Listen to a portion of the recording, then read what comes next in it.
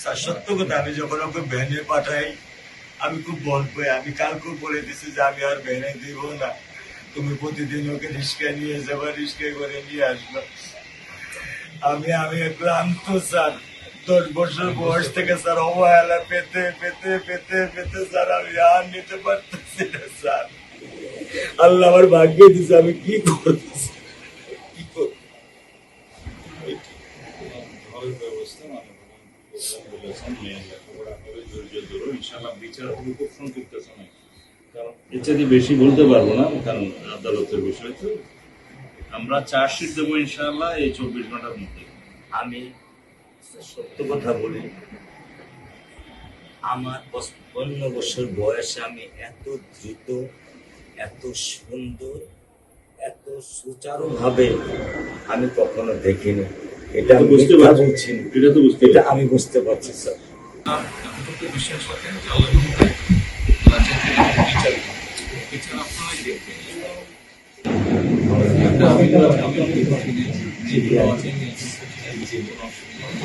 আর এখানে যায়নি, আসামিকে ধরা হয়েছে, ব্যবস্থা করা হয়েছে, এরপরে বিচার ইনশাল্লাহ আইন উনি দেখবেন। উনিও কন্যা সন্তান, আমিও কন্যা সন্তান, উনিও কন্যা সন্তান। কাজে আমরা জানি কন্যা সন্তানের কষ্টটা আমরা বুঝি। পরিবেশে আমার মেয়ে দুটাকে আমি যাইতে পারতে পারতাম না।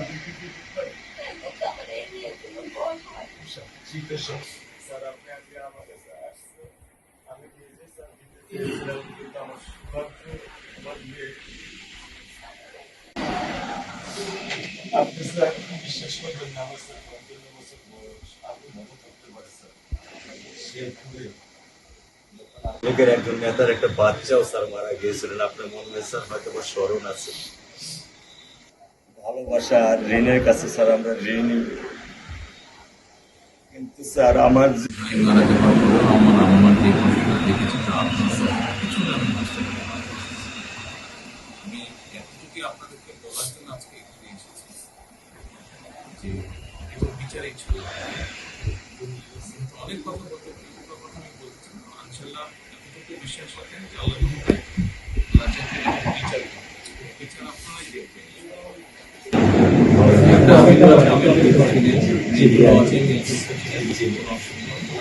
আর এখানে যায়নি, আসামিকে ধরা হয়েছে, ব্যবস্থা করা হয়েছে, এরপরে বিচার ইনশাল্লাহ আইন উনি দেখবেন।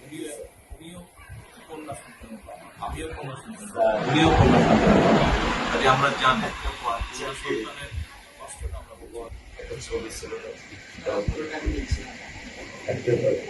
স্যার, কিছু বলে তোলেন না, আমি শুধু আপনি মেয়ের বাবা, আপনিও স্যার একজন মেয়ের বাবা। শুধু একটা আমি দৃশ্য আপনাকে স্যার দেখো, আর কিছু দেখাবো না স্যার, আমি দেখবো না স্যার। স্যার আমি দেখবো না স্যার, এটা নিয়ে আমি সারা জীবন স্যার আমি কি করে যেন সারা জীবন এই দৃশ্যকে দেখতে থাকি। আমার এই দৃশ্য আমি কি দিয়ে পূরণ করবো স্যার? আমার মেয়ে শুক্রবার আমার সাথে মসজিদে নামাজ পড়ে, আমি 3 ওয়াক্ত নামাজ বাসায় পড়ি স্যার, কারণ ও আমার সাথে নামাজ পড়তে পছন্দ করে। 2 ওয়াক্ত নামাজ আমি ওকে নিয়ে স্যার আমার বাসায় পড়ি স্যার। আল্লাহ আমি জানি না আল্লাহ তাআলা আমার কোন পরীক্ষায় ফেলেছে, এই দুঃখ এই কষ্ট মৃত্যু ছাড়া আমার আর কোনো শেষ নেই স্যার, আর কোনো শেষ নেই স্যার। আমার আর এই মেয়ে লেখাপড়ার দায়িত্ব মাননীয় প্রধানমন্ত্রী নেবে। আমাদেরকে তো আপনাদেরকে শক্ত হতে হবে, তাই না? আপনার তো বড় মেয়েটা রয়ে গেছে, এখন তো ওর জন্য আপনাদেরকে শক্ত থাকতে হবে। স্যার সত্য কথা, আমি যখন ওকে ভ্যানে পাঠাই আমি খুব বল পাই। আমি কালকেও বলে দিছি যে আমি আর ভ্যানে দিব না, তুমি প্রতিদিন ওকে রিস্কায় নিয়ে যাবা, রিস্কায় করে নিয়ে আসবা। আমি আমি ক্লান্ত স্যার। 10 বছর বয়স থেকে স্যার অবহেলা পেতে পেতে পেতে পেতে স্যার আমি আর নিতে পারতেছি না স্যার। আল্লাহ আমার ভাগ্যে দিছে, আমি কি করতেছি, কি করব? ঘরের ব্যবস্থা বলেছেন মেয়ের লেখাপড়া করে ধৈর্য ধরো, ইনশাল্লাহ বিচার হবে খুব সংক্ষিপ্ত সময়। কারণ এর চাইতে বেশি বলতে পারবো না, কারণ আদালতের বিষয় তো। আমরা চার্জশিট দেবো ইনশাল্লাহ এই 24 ঘন্টার মধ্যে। আমি সত্য কথা বলি, আমার 55 বছর বয়সে আমি এত দ্রুত, এত সুন্দর, এত সুচারুভাবে আমি কখনো দেখিনি। এটা আমি বুঝতে মিথ্যা পারছি। বলছি না। এটা তো বুঝতে এটা পারছি। আমি বুঝতে পারছি স্যার, এটা আমি বুঝতে পারছি। প্রধানমন্ত্রী চলে আসছেন এটা দেখে। এটা আমাদের আমার এটা আমার আন্তরিকতা। এটা আমার সৌভাগ্য। আমি এটা আমি সত্যিকার ভাবে স্যার আমি বলি, আমি এটা স্যার প্রত্যাশা করিনি যে আপনার মতো মানুষ আমার এই 10,000 টাকার একটা ফ্ল্যাটে স্যার আপনি পা রাখবেন, কিন্তু এই বিশ্বাস ছিল যে আপনি 8-10 জন না, যে মানুষ ট্রাফিক সিগন্যালে দাঁড়িয়ে থাকে, নিয়ম মেনে চলে, সে মানুষকে বুঝতে স্যার আমার এইটুকু বয়সে স্যার যথেষ্ট স্যার। ইনশাআল্লাহ। স্যার কোন আপনি একটু ধৈর্য ধরবেন। আমি ওকে আপনি কোনো বিচার নিয়ন্ত্রণ চেয়েছেন, করতে ইনশাআল্লাহ পারতেছি না। আল্লাহ চায় আপনার সন্তানের এই অবস্থার জন্য যে দায়ী তার বিচার ইনশাআল্লাহ হবে, ইনশাআল্লাহ শীঘ্রই হবে। একটু ধৈর্য ধরুন। আর মালিক যে আল্লাহ তাআলা মালিক, ওনার কাছে সাহায্য, ওনার কাছে সাহায্য চান, আল্লাহ রহম করলে সব কিছু ঠিক হবে। মানুষ হিসেবে আমাদের যেটা করার আমরা স্যার মিরপুর 10 নম্বর আইডিয়াল স্কুলে ক্লাস 9 এ পড়েছে। টোটাল ওগুলা নিয়ে চিন্তা করবেন না, ওগুলা ইনশাআল্লাহ পারছে। আসলে যেহেতু বলেছেন আপনি আপনার কষ্টের কথা বলেছেন, সেই ব্যাপারে আমরা যেটা আমাদের পক্ষে সম্ভব ইনশাআল্লাহ পারছি। আপনি কিছু বলবেন? বল।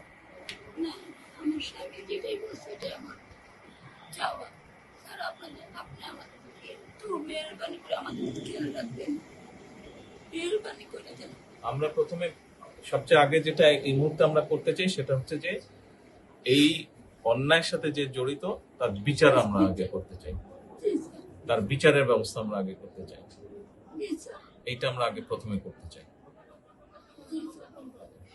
আপনাদেরকে শক্ত থাকতে হবে, ধৈর্য ধরতে হবে, ওর দিকে তাকিয়ে শক্ত থাকতে হবে।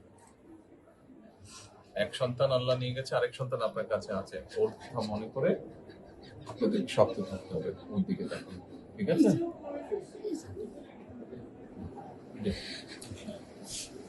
চলে আসছে, হ্যাঁ ভাই, চলে আসছে। আজকে চলবো।